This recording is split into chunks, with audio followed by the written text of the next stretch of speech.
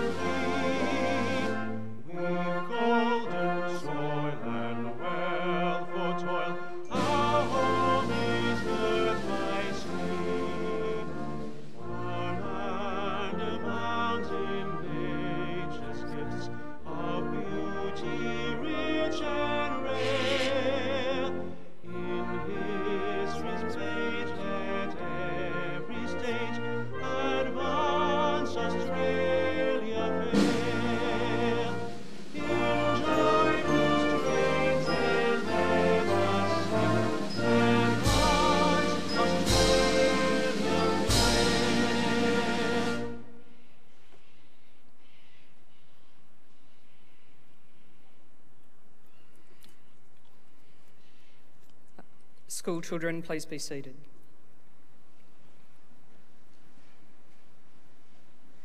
The Australian War Memorial was the vision of Charles Bean, Australia's first World War official historian. Bean landed with the Australian troops on Gallipoli and stayed with them at the front through to the end of the war. The idea of this national memorial and museum came to him at Pozières, France, in the depths of the bloody fighting of 1916. Bean's idea was that this would be a place where families and friends could mourn loved ones buried in faraway places. It would also be a place that could help all Australians understand what these men and women had endured and what they had done for us. Bean's vision, to which we remain true, is best expressed as inscribed in the entrance to the memorial's galleries. Here is their spirit in the heart of the land they loved, and here we guard the record which they themselves made. Tonight, we will read the story behind just one of those on the Roll of Honour, which lists the names of more than 102,000 men and women who have given their lives for us in war and operations for more than a century. But first, we present a lament, Flowers of the Forest. Wreaths or floral tributes will now be laid at the base of the pool of reflection.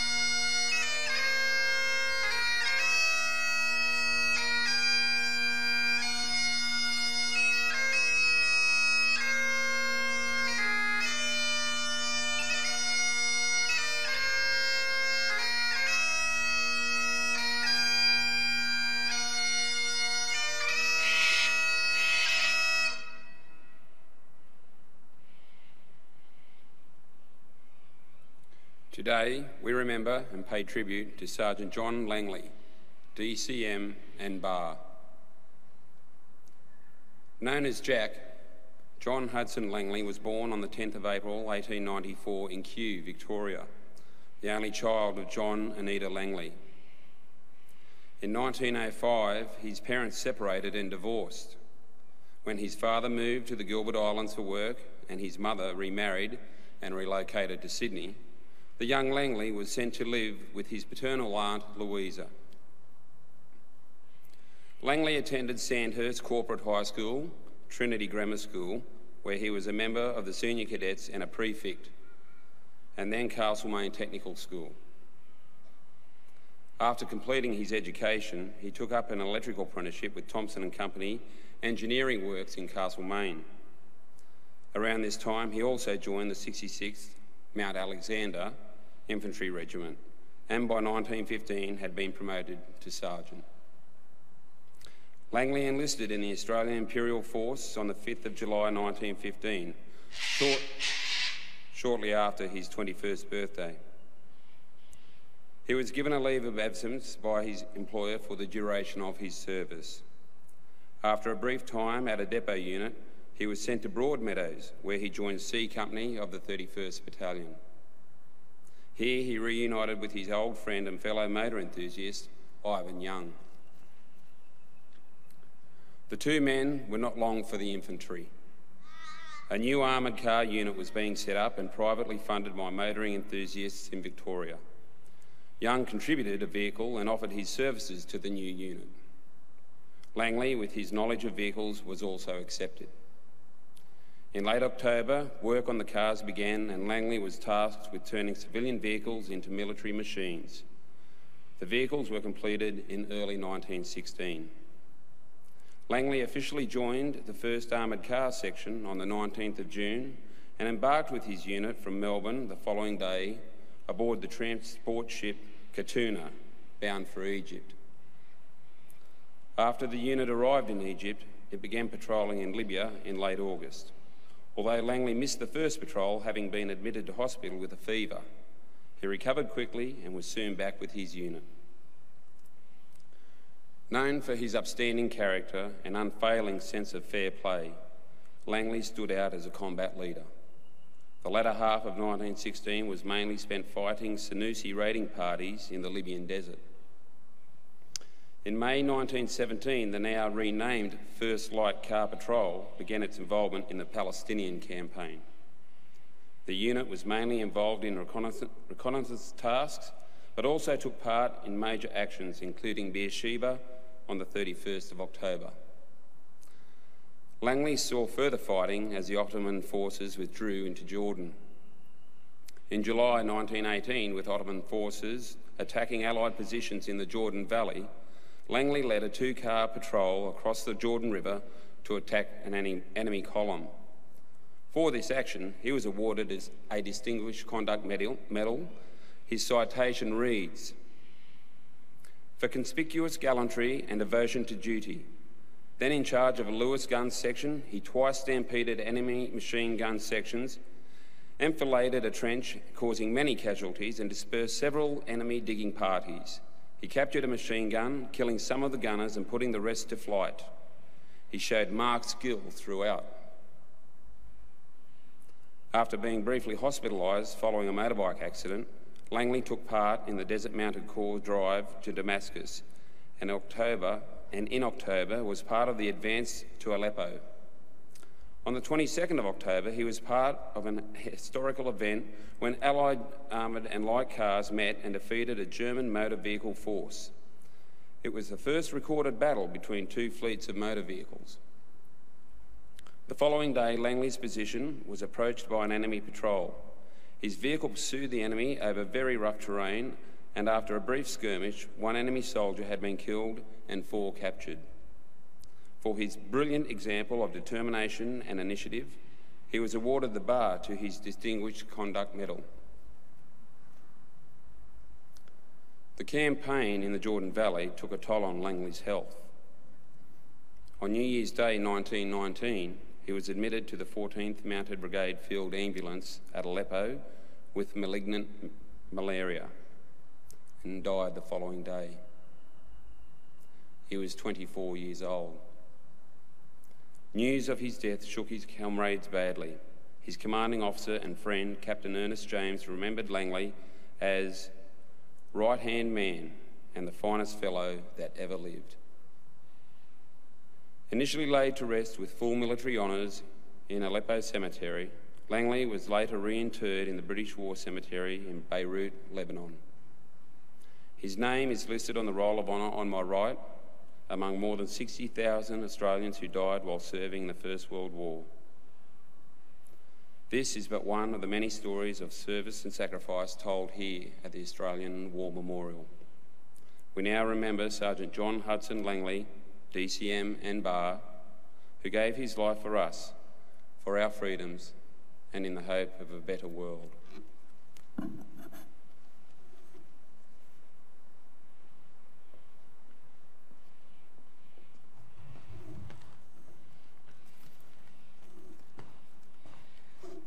Please stand for the reading of the Ode.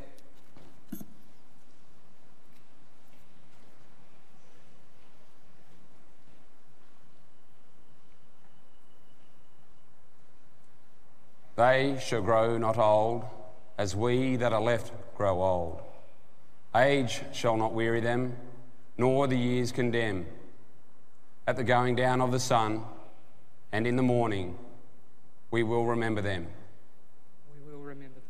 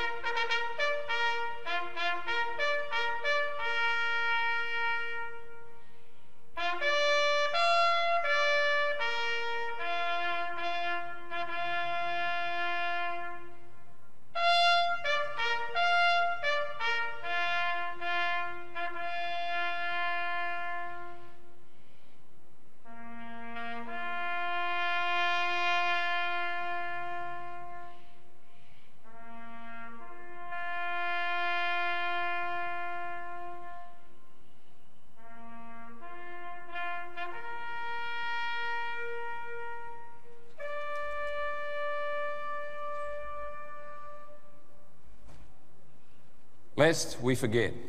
Lest we forget.